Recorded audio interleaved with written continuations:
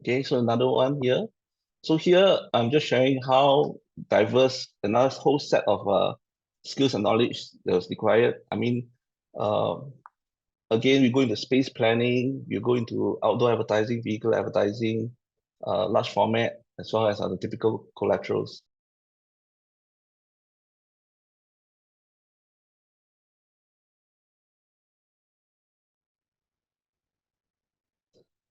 Again, more food and doing food has a lot of advantages because it exposes us to a lot of aspects of design and production. Over here, I'm showing you more on the food photography. So as you know, F&B is really a lot about food photography. So, and food photography is a whole specialized field by itself because it involves food styling as well. So again, I had no experience, but I was thrown into this pond and I had to swim. So I had to learn very quickly, adapt again to learn about food photography, the special requirements for shooting food, and how the food stylists create the necessary styling using all kinds of weird uh, more raw materials to actually get the food styled in the exact way that they want. You know, like the thing, for example, ice cream is using potato instead of the real ice cream once it melts, you know, and how they will gloss the food with nail varnish spray rather than oil, you know, so that it stays longer, and how they do the drip on the pancake, you know. So all these little tricks I get to learn on the way as well. And again, it adds to my knowledge, which I can then give back to the clients uh, in the future for those who are in the food industry. So from there, you expanded out into packaging work as well. So lots of packaging work that we have done. So from blister packs to box packs to gift box to labels, you know. So here again, a whole different set of knowledge to gain, mainly in production. Because for packaging, there's a lot of die cutting and a lot of materials that you need to consider. So it's not just about the design. So I gain more knowledge about production techniques and materials from for different types of packaging.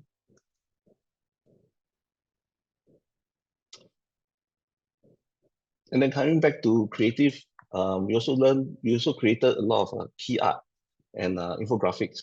Okay, so the main one here you see is the key art for the campaign that was used to launch some of a new range of their Nike's sportswear.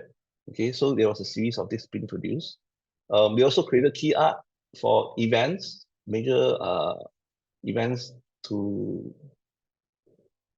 this is in the construction industry, as well as a lot of infographics for newspapers as well as developers to sell their property. So we learn to translate information into graphic. Okay, and then but at least in Singapore, there was a one period that there was a property boom. If you were to flip the newspaper on a Saturday, every other page you will see a new property being launched. In fact, the property boom in Singapore was so big at that time. The Straits Times actually had one section of newspaper dedicated just for properties every Saturday. So that was how much developers were speeding up the development, and there was how much work there was for creative agencies to support them in marketing and creating advertising for their projects. So these are just some of the examples of work that we've done there. So again, when this comment came, we had to adapt and learn how do we market, because marketing food is very different from marketing a property. Okay, so it's a same skill set, but you need to do it from a different angle. So you need to change. Okay, so another one here. So here I'm just sharing how diverse another whole set of skills and knowledge that was required. Uh, again, we go into space planning, we go into outdoor advertising, vehicle advertising, large format, as well as other typical collaterals. Okay, and then since we have gone on the move, I started to took up jobs that was more related to outdoor advertising and mainly on vehicles. Okay, so things like on buses, on taxis, and even our mass rapid transport trains, and even on planes as well. Okay, for AirAsia. for the brand, for the crocodile brand. So all these are new experiences that came that didn't come before when I was doing food or property. Applying creative onto this kind of medium, which is vehicles, it comes with its own set of challenges, which we learn on the way.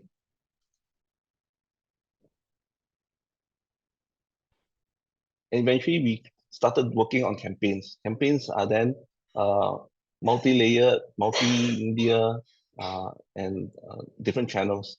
So for this campaign, we ran on newspaper. Yeah, there's brochures. There was a website. There was T-shirts. Oops, sorry, apologize.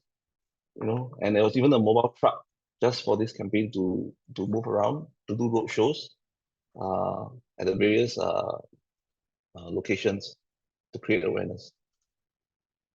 So we learn about planning for a campaign as well. So this is another example of another campaign. This is a filial piety, encouraging people to spend time with their parents, because, as modern days, a lot of people are too caught up with work and neglect their parents.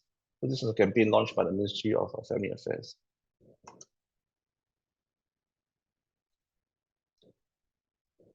Then we have events, grand events. So events was another new experience altogether. Very fast paced, very last minute instructions and lots of changes because events are quite dynamic. I mean, a lot of things changes on the fly, especially those with lots of speakers. So for events, there's online, there's offline. So here for this example here is a lot of the online on-site examples that we created.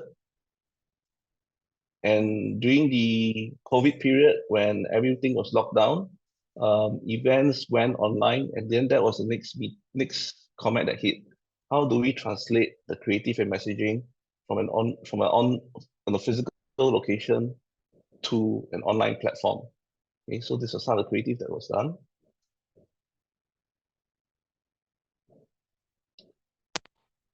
And of course, I mean, now with social media picking up and being so popular, this was the next comment that came down. The communications had to go from print to digital and social as well. So here we started doing creative for social media posts, even for apps creation, the skinning of apps creation, web banners, and EDMs.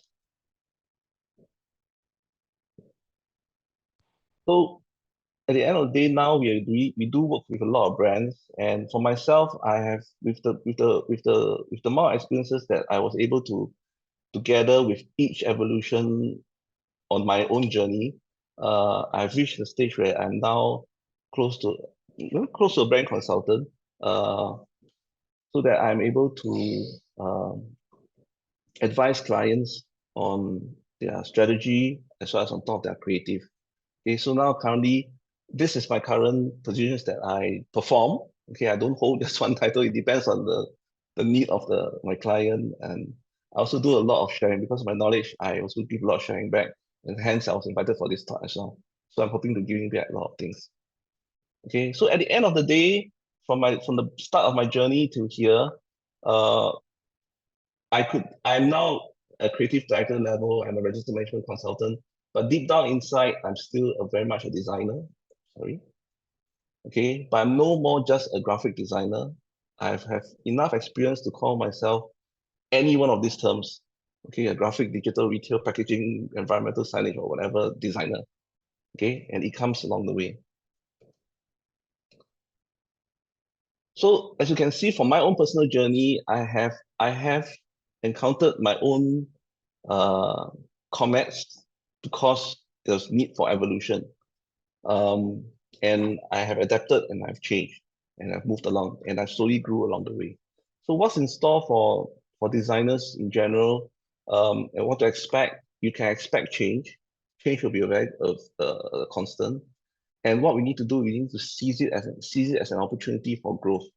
Okay, learn to embrace it, adapt to it, and then we can grow. So, like how mankind has went through three major evolutions, okay, and now we are looking at going into our fourth.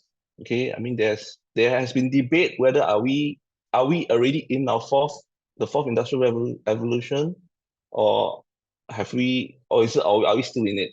You know, this one, the fourth revolution basically contains in my opinion, contains three major disruptions that's going to come, or we are already here.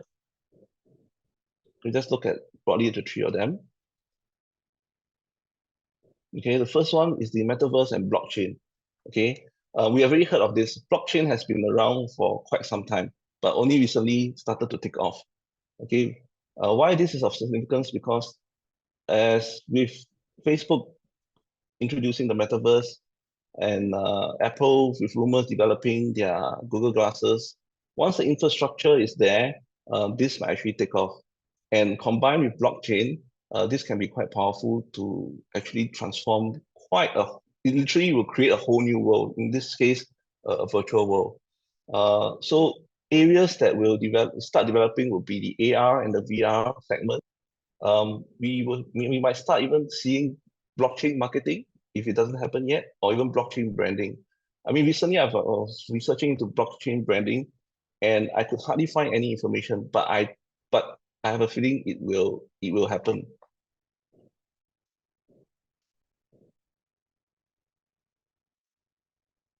Okay, the next second comment that's going to come will be omni-channelization.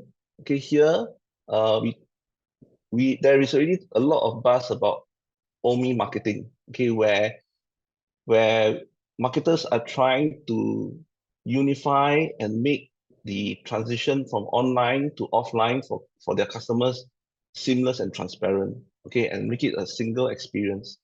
So brands are moving this direction. It's no more I have a shop, I have an online platform, and there are two separate channels selling my things. They are going to merge, they're going to blend, and it's going to be very transparent. You can use online through the in the offline presence, as well as you can make purchases offline online. So things are going to be a bit more muddy and mixed and merged together. So again, here with if metaverse starts developing and hardware starts developing for it, will there be opportunities in the AR VR segment again for marketing? Okay, and omni-channel branding. If omni-channel marketing takes place, omni-channel branding definitely needs to happen. Okay, and will there be new touch points that will be created? So if all this happens, it will be another major comet that's going to hit us. Jobs, roles will change. New jobs will be created, and some old job roles will be redundant. Okay, so again, designers will need to adapt. And the last one, I think we are seeing it right now. Okay, the major one is the rise of the AI. Okay, rise of AI generated design and culture, and the whole culture of DIY. Why I talk about the culture of DIY is not doing the handiwork, but um, if you have tried AI, there's a lot of things that now you are able to do that used to be you need some specialists to actually come in to actually help you to work on it. Okay, you have AIs that can create content, AIs that can create art, and even simple things like in Canva, you can even use their AI to generate very simple marketing posts, which typically designers will be required to come in to actually do that layout. But it can be done very simply in AI. Even though the composition is still very basic, but there is a step towards it and it will only develop further. Okay, just to give you an example of how AI I've been experimenting on it and looking at how disruptive it's going to get. I actually took my photo and threw it into Midjourney to generate some options for me. And from there, oops, sorry. From there, I used this graphic to create the composition for a movie poster. I went to ChatGPT. I gave ChatGPT some prompts for a movie script concept, and Chat actually gave me a full outline of the entire movie storyline. So effectively, one person, myself, I became the photographer, the script writer. I could even direct how I want the movie to be shot. And there are really AIs that you can upload a simple video shots of objects, and then you give it some prompts and they'll transform your objects and the video into fully fleshed out scenes. So things are converging. Things are converging. So here, that's what I mean by the rise of the culture of the AI culture, the DIY culture. Um, Customers or end users or brands will start to be able to use AI to do a lot of work that used to be outsourced. And that's where some of the designers' roles will become endangered. Okay, so how do you overcome that? Okay, so designers, I feel, need to become design sparks. So are designers still required? If everything is moving in the direction, and if AI is so powerful, they can take over content generation, take over creative output, take over even strategy, coming up with a whole marketing plan for you. Will we still be relevant in fourth revolution, for example? Okay, I feel that we are still relevant, but we need to change. Okay, otherwise we will again become a dinosaur. Designers need to become design sparks. AI can basically do the job, okay, but someone needs to give it that spark. Okay, designers has the opportunity now to evolve to become the sparks, so that and they can use AI to do the work for them. So this way, a lot of the heavy work, like doing the actual layout, touching up the photos, shooting the video, all can be outsourced to AI. But AI has not reached the point that they can have the spark, because to have the spark, you don't just need knowledge that you can get from the web and everywhere else. You also need experience, which will be an area where AI will have hard time acquiring. You will need the interaction with the client to understand and empathize their situations, which AI may not have the opportunity to do that. So designers has an opportunity to become design sparks, where they are the one who will have an overview of the situation, of the new understanding of a whole problem, of the new world problem. And then from there, they can either provide the solution or use AI to assist them to provide the solution. And they can focus their energy on coming up with that solution rather than producing it. Okay, because producing it usually takes a lot of time. And a good grounding in design is more important now to hit the ground running, because like you see, AI can actually do a lot of the heavy work, right? So if you don't, for the participants here today who are prospect students who are thinking of going into the creative industry, a good grounding is important. Learn from a good school so that you get the fundamental knowledge. So when you are ready to go into the industry, you can hit it running. Because why? Because you'll be running against AI first of all, and they are already running very fast. So you don't want to go in there taking your baby steps. You want to go in there running as fast as you can. So get a good grounding is very, very important right now, because even though you become a design spark and don't get to do you may not necessarily have to do the heavy work anymore. You still need the fundamentals to give you the concepts and the foundation behind your proposals to the client and this whole solution. And my last advice would be to be very open, because changes are happening incredibly fast these days. What we think is right yesterday could be old today. So be very open to changes. At one point of time, I never thought, to be very honest, at one point of time, I always thought that design is the last area computers can come in and take over, because it involves creative. You know, computers are logical.